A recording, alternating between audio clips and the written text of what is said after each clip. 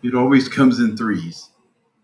Again, just before I began recording this episode today, the news broke that voice actor, theater actor, and screen actor, Tim Curry, and another piece of my childhood, passed away at the age of 80.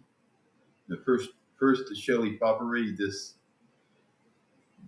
over the weekend, who was 82, then Dolly Parton yesterday, and now Tim Curry. Now I can't process this anymore. Tim Curry played the character of Dr. Frankenfurter in the Rocky Horror Picture Show and as Pennywise in the 1990 TV miniseries adaptation of the Stephen King novel It.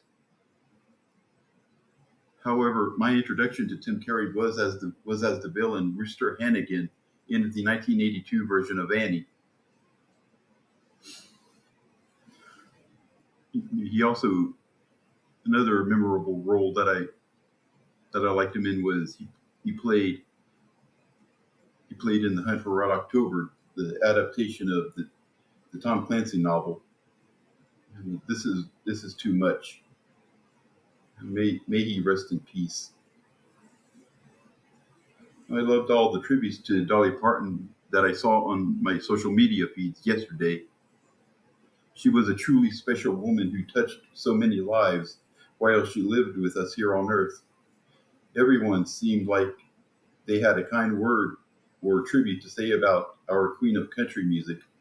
The black, white, Hispanic, Republican, Democrat, music fans of all genres, country musicians, rock musicians, gay, straight, cis, trans, etc. So Dolly loved everybody and lived by the golden rule. She treated everybody with respect, love, and kindness, no matter who that person was or where they came from. And she was the real deal in a world full of fakeness, hypocrisy, and hate. She lived her faith and values and was one of the most genuine Christian people that I have witnessed on this planet.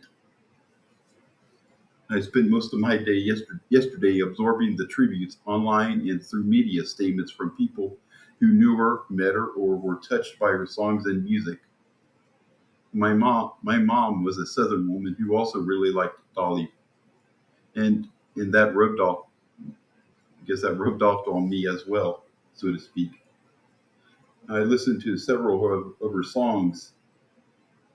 Jolene, I Will Always Love You, which I will continue is probably even better than Whitney Houston's cover version. Not in nine to five, just to name a few. And I'm certain that she heard the words as she passed over to the other side and entered heaven. That she heard the words from her Lord and Savior, "Well done, my good and faithful servant." She will be truly missed down here on earth.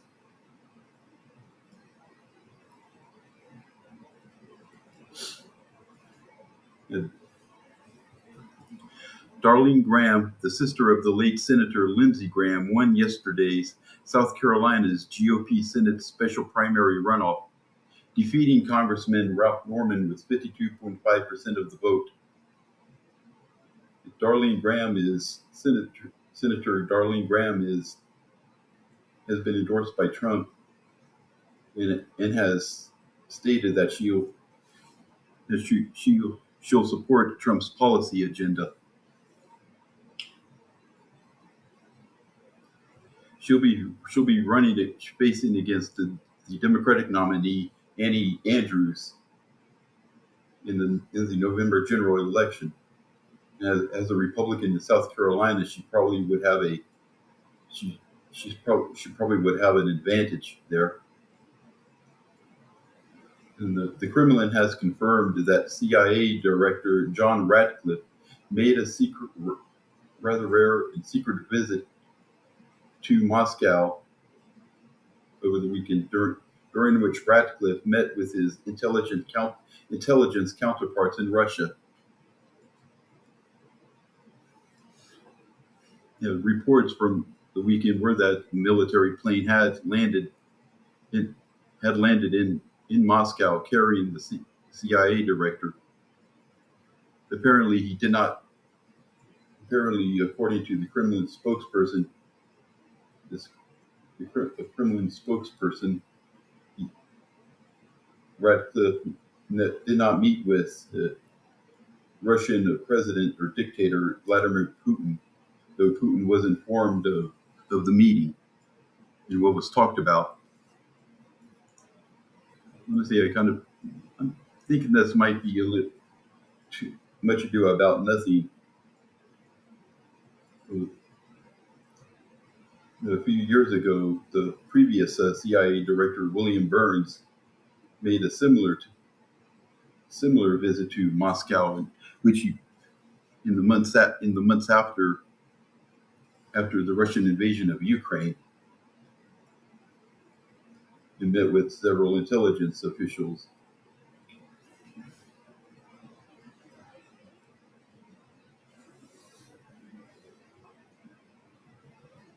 and had made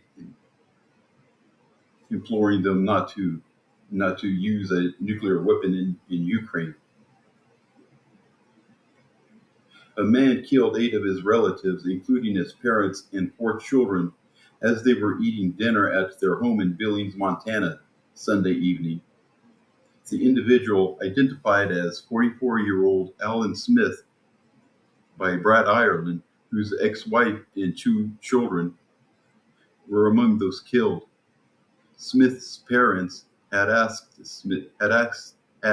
him to move out earlier in the month. However, he returned. He returned on Sunday and opened fire. Apparently, he had also. And after he had opened fire, he also set fire to the home. Apparently, I think thinking killing himself. Also, it's the 22nd mass killing in the United States this year, and the deadliest since April, when a Louisiana father killed 8 kids, including 7 of his own, and also shot and wounded his wife and another woman.